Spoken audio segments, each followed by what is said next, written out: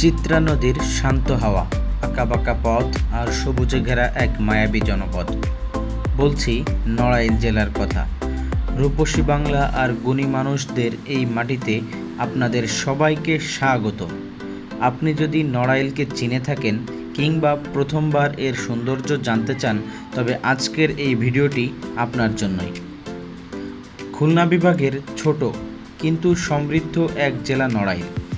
নড়াইল নামকরণের ইতিহাস বেশ প্রাচীন। জনশ্রুতি আছে, নড়াল জমিদারের নাম অনুসারেই এই অঞ্চলের নাম করা হয় নড়াইল। চিত্রা, নবগঙ্গা আর কাজলা নদীর পলিজমে তৈরি এই উর্বর ভূমি, যেটা শুধু প্রাকৃতিক রূপেই অনন্য নয়, এর ইতিহাসও বেশ সমৃদ্ধ। নড়াইলকে বলা হয় বীর ও গুণীদের জন্মভূমি। এই মাটিতেই জন্ম নিয়েছে বিশ্ববরেণ্য চিত্রশিল্পী এস.এম. সুলতান, যার ক্যানভাসে ফুটে উঠেছে বাংলার কৃষকের শক্তি ও জীবন সংগ্রাম। নড়াইলের মাটিতেই জন্ম নিয়েছিলেন 1971 সালের মহান মুক্তিযুদ্ধের অন্যতম বীর সেনানী বীরশ্রেষ্ঠ নূর মোহাম্মদ শেখ। 5 সেপ্টেম্বর যশোর সীমান্তে পাকিস্তানি বাহিনীর বিরুদ্ধে সম্মুখ যুদ্ধে জীবন বাজি রেখে সহযোদ্ধাদের প্রাণ বাঁচিয়েছিলেন তিনি। নিজের জীবনের শেষ রক্তবিন্দু দিয়ে তিনি রক্ষা করিয়েছিলেন নড়াইলের ও বাংলাদেশের সম্মান। সঙ্গীত জগতের দুই নক্ষত্র সেতারবাদক পণ্ডিত রবিশঙ্কর এবং নৃত্যশিল্পী উদয় শঙ্করের পৈতৃক ভিটাও কিন্তু এই নড়াইলেই।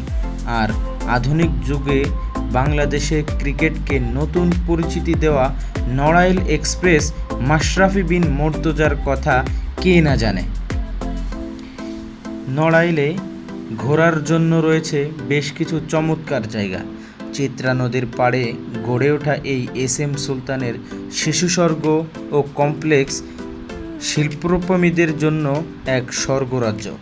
এছাড়া দেখতে পারেন ঐতিহাসিক চচল রাজবাড়ি, হাটবাড়িয়া জমিদার বাড়ি এবং নিরিবিলি সময় কাটানোর জন্য চিত্রা নদীর পাড়।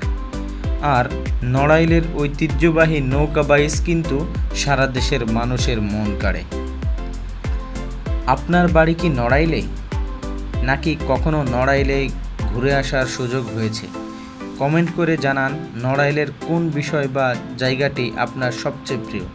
ভিডিওটি ভালো লাগলে লাইক ও শেয়ার করতে ভুলবেন না। আর বাংলাদেশের অনন্য জেলা সম্পর্কে জানতে চ্যানেলটি এখনই সাবস্ক্রাইব করুন। ধন্যবাদ।